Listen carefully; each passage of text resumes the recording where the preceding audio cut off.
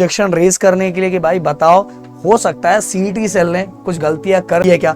अगर आपको लगे कि मैंने सब कुछ सही किया था फिर भी सीईटी सेल की तरफ से कुछ ना कुछ गड़बड़ हुआ है, जिससे आपको बहुत बेनिफिट्स होता है कि भाई अगर आपको डर है मैं नेक्स्ट राउंड में जाऊं, पता चला कॉलेज नहीं मिला और ये कॉलेज भी हाथ से चला जाएगा। बहुत सारे ऐसे बच्चे रहते हैं जिनका वो ड्रीम कॉलेज होता है जो कुछ बच्चों को नहीं चाहिए रहता, समझ। सो गाइस, हर बार देखा जाता है कि बहुत सारे बच्चे ऐसे होते हैं जो बहुत सारे गड़बड़ कर चुके रहते हैं। इसके पीछे का रीजन ये होता है कि उन्हें आगे के प्रोसेस के बारे में नहीं पता रहता।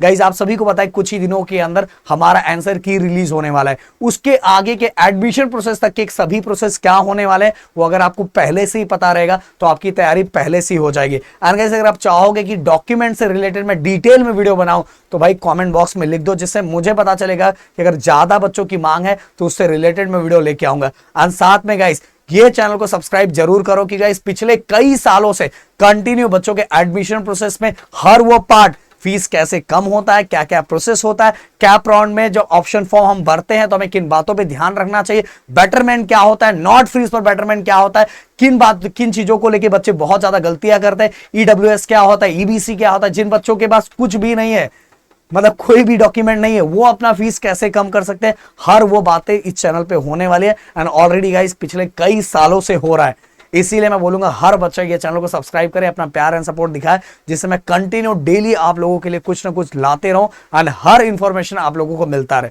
तो गाइस, सबसे पहले आप सभी को पता है कि अब कुछ ही दिनों के अंदर आप सभी का प्रोविजनल आंसर की रिलीज हो जाएगा, जिससे आपको थोड़ा बहुत समझ में आ जाएगा। एंड इसके बाद गाइस आप लोगों को कुछ टाइम दिया जाएगा कि ऑब्जेक्शन रेज करने के लिए कि भाई बताओ, हो सकता है सीईटी सेल ने कुछ गलतियां कर दी हो, तो आप ऑब्जेक्शन रेज करोगे। एंड गाइस मैंने देखा है हर बार कुछ ना कुछ गड़बड़ होता है कुछ ना कुछ गड़बड़ होता है। इसीलिए गाइस प्रोविजनल के बाद फाइनल आंसर की रिलीज होता है एंड इसके बाद गाइस आप सभी का स्कोर कार्ड रिलीज होता है। एंड गाइस स्कोर कार्ड के बाद आप सभी का एप्लीकेशन फॉर्म भरना रहता है। और एप्लीकेशन फॉर्म कैसे भरना रहता है गाइस, मैं बोल रहा हूं बहुत सारे बच्चे गड़बड़ करते हैं, बहुत सारे पिछले कई सालों में। मतलब कॉन्फिडेंट होना सही है पर ओवर कॉन्फिडेंट होना बिल्कुल गलत है गाइस। हम लोग आप सभी को वीडियो पिछले कई सालों से, मैं भाई इसी फील्ड में मैंने अपने इंजीनियरिंग कंप्लीट की है, राहुल सर इसी फील्ड में चैंपियन है, तो भाई और इसी फील्ड में हमारा एक स्पेशल चैनल है जो पूरे इंडिया में बहुत ज्यादा फेमस है। तो भाई जो चीजें हम बताएंगे ना उसको मैं बोलूंगा फॉलो करो, नहीं तो आगे जाके तो जरूर एक सेमेस्टर के बाद आपको आपकी अकल ठिकाने जरूर आ जाएगी, पर तब तक बहुत सारी चीजों की गड़बड़ हो चुकी रहती है, बहुत सारे पैसे हम बिना मतलब में बर्बाद कर चुके रहते, जबकि हमारे बहुत सारे पैसे बच सकते थे, पर यहाँ वहां के चक्कर में हम बहुत सारे पैसे बर्बाद कर चुके हैं। यहाँ मैं सब कुछ आपको फ्री ऑफ कॉस्ट पूरा रिपोर्ट, पूरी हर सभी चीजें फ्री ऑफ कॉस्ट देने वाला हूं। बस आपको चैनल को सब्सक्राइब करके अपना प्यार एंड सपोर्ट दिखाना है गाइस। एप्लीकेशन फॉर्म किस तरह से भरना है, इसके बाद एप्लीकेशन फॉर्म आएगा, उसको किस तरह से भरना है मैं आपको बताऊंगा। इसके बाद गाइस डॉक्यूमेंट वेरिफिकेशन होता है गाइस। ओके, डॉक्यूमेंट वेरिफिकेशन आपको ऑफलाइन मोड में जाके आपके डॉक्यूमेंट्स को दिखाना रहता है, चेक करवाना रहता है, आपको उनको समझाना, मतलब डॉक्यूमेंट सब जो भी आपने अपलोड किया, जो भी डॉक्यूमेंट आपने अपलोड किया है उन अपलोड किए हुए डॉक्यूमेंट को आपको दिखाना पड़ता है, समझ रहे। इसीलिए आपके डॉक्यूमेंट पहले से रेडी होने चाहिए गाइस, नहीं तो यहाँ बहुत सारा गड़बड़ हो जाता है। इसके बाद गाइस आप सभी का प्रोविजनल मेरिट लिस्ट जनरेट होता है। अब प्रोविजनल मेरिट लिस्ट क्यों, देखो गाइस बहुत बार सीईटी अपना ये एक साइड लेके चलता है कि भाई मुझसे कहीं कुछ गड़बड़ हो जाए तो मैं एक बार इनको चांस दे देता हूँ, एक बार देख लो आपका सब कुछ सही है क्या।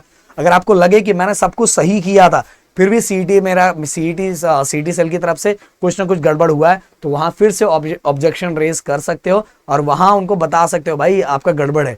तो अगर वहां आप सब चीजें, मतलब जो उन्होंने वहां कुछ गड़बड़ किया है या कुछ आप सभी का कुछ आप सबमिट नहीं कर पाए, फिर से आपको एक चांस दिया जाता है, 2 से 3 दिनों का टाइम होता है, उसमें आप वो चीजें अपलोड करते हो, जैसे आपके कुछ डॉक्यूमेंट आपको सही टाइम पे नहीं मिल पाए तो प्रोविजनल मेरिट लिस्ट के अंदर आप सभी का रैंक कुछ और आता है। जैसे आपको डॉक्यूमेंट हो सकता है बाय लक आपका डॉक्यूमेंट उसी दिनों के बीच में आपको मिल गया और आपने तुरंत अपलोड कर दिया, तो जो गाइस फाइनल मेरिट लिस्ट आएगा ना उसमें आपका रैंक चेंज हो जाएगा। इसीलिए गाइस फाइनल मेरिट लिस्ट के में बहुत सारी चीजों बदलाव होता हुआ दिखाई देता है कि बहुत सारे बच्चों की गड़बड़ियां देखी जाती है और उसको करेक्ट किया जाता है। But guys final merit list के बाद जो रैंक मिलता है उसके बाद कोई चीजें चेंज नहीं होती है। एंड इस रैंक के अंदर भी बहुत सारे डिफरेंट फॉर्म होते हैं, अलग अलग तरीके से रैंक दिया जाता है। इसके बारे में मैं डिटेल में बात करूंगा क्योंकि ये जो जितने भी टॉपिक्स हैं ना गाइस ये सब अलग अलग और उसमें बहुत सारी चीजें बताने वाली है, बट मैं आज आप सभी को ये बता रहा हूँ कैसा प्रोसेस है, इसलिए मैं ज्यादा हर टॉपिक पर डिस्कस नहीं कर रहा हूँ। अब इसके बाद गाइस आप सभी का ऑप्शन फॉर्म आएगा। ऑप्शन फॉर्म में आपको कॉलेजेस भरने रहते हैं, अप्रॉक्स 300 कॉलेजेस आपको भरना रहता है। एंड 300 कॉलेजेस, मैं बोलूंगा 300 कॉलेजेस पूरे के पूरे भरने नहीं चले जाना, ऐसे 40 कॉलेजेस भरो कि भाई पहले राउंड में आपको कॉलेज अलॉट हो जाए। बट गाइस इसके पीछे का भी एक रूल है, फर्स्ट नंबर पे जो फर्स्ट प्रेफरेंस होता है, अगर उस पे जो भी कॉलेज आप रखोगे, अगर वो कॉलेज आपको मिल गया तो भाई वो कॉलेज आपको लेना तो लेना ही पड़ेगा। इसके बारे में मैं डिटेल में वीडियो बनाऊंगा, पर थोड़ी थोड़ी चीजें आपको पता रहना चाहिए, जिससे आप क्लियर रहोगे कि भाई मुझे क्या करना है। जब हम ऑप्शन फॉर्म, कॉलेज का फॉर्म भरते हैं, ऑनलाइन प्रोसेस जब होता है, और ये भी मैं यहाँ भर के दिखाऊंगा आपको, समझ में आ रहा है। जब ऑप्शन फॉर्म आएगा तो कैसे भरना है, क्या करना है, उसका भी वीडियो आपको आने वाला है। और अपने चैनल में पिछले कई सालों के वीडियो, वो भी आप देख के चीजों को समझ सकते हो। बट इस बार का जैसा रहेगा वो भी चीजें आने वाली है। तो जो ऑप्शन फॉर्म भरोगे तो जो फर्स्ट प्रेफरेंस का जो कॉलेज होता है वो बहुत ध्यान से भरना रहता है, क्योंकि अगर फर्स्ट प्रेफरेंस में जो भी आप कॉलेज रखोगे, अगर वो मिल गया तो भाई वो आपको लेना ही पड़ेगा, और नहीं लोगे तो नेक्स्ट राउंड के लिए बाहर हो जाओगे। समझ में आ रहा है। हाँ, फर्स्ट प्रेफरेंस पे ऐसा टॉप कॉलेज रख देने का ना भाई, अगर मिल गया तो अपना लक, अगर नहीं मिला तो भी कोई टेंशन नहीं। समझ में। सेकेंड, थर्ड, फोर्थ, मतलब फर्स्ट को छोड़ के अगर नीचे वाले किसी भी नंबर पे रहने वाला कॉलेज अगर आपको अलॉट होता है तो आपकी चॉइस है, आपको लेना है नहीं लेना है, या तो वो लेके भी अगले राउंड में जाना है। मतलब वो लेके भी अगले राउंड में जाना है, जिसको बोलते हैं not freeze for betterment.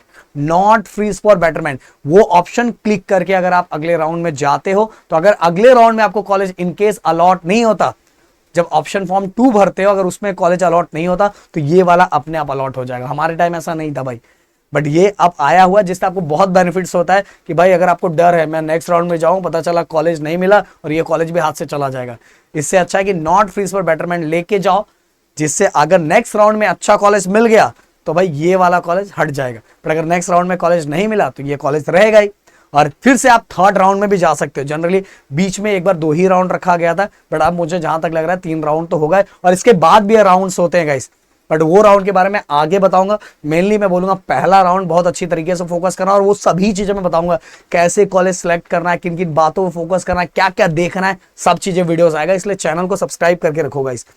Okay, आगे अगला मैं आपको बताना चाहूंगा कि फर्स्ट अलॉटमेंट लेटर, वही जैसे ऑप्शन फॉर्म भरोगे कि फिर इसके बाद आपको कॉलेज अलॉट होगा कि नहीं होगा वो आपको दिख जाएगा 2-3 दिनों के अंदर ही। फिर इसके बाद गाइस ये ऑप्शन रहते हैं ऑटो फ्रीज। फर्स्ट नंबर पे रखोगे तो फर्स्ट प्रेफरेंस जो पहले नंबर पे कॉलेज रखोगे ऑटो फ्रीज हो जाएगा, अपने आप हो जाएगा।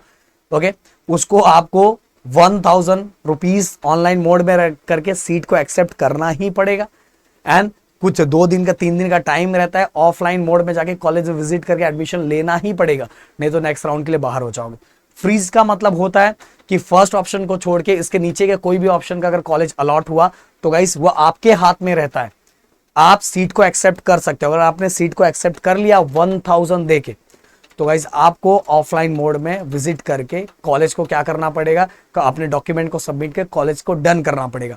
बट ऐसा है कि जो कॉलेज अलॉट हुआ है वो आपको चाहिए ही नहीं, मतलब किसी हालत में ही नहीं चाहिए, तो भाई वैसे ही छोड़ दो, कुछ नहीं करने का, कुछ नहीं करने का। बट अगर आपने सीट एक्सेप्ट कर लिया 1000 रुपीज देके ऑनलाइन मोड में 1000 रुपीज देके उसी टाइम सीट को एक्सेप्ट करना रहता है, तो आपको विजिट करना ही पड़ेगा। बट अगर आपको नहीं है, नहीं भाई मेरे को चाहिए ही नहीं, मेरे को चाहिए ही नहीं, मैं चाहिए ही नहीं, और ये मेरे को कॉलेज इससे अच्छा मैं पढ़ू ही नहीं, ऐसा आप करें तो भाई कुछ नहीं करने का।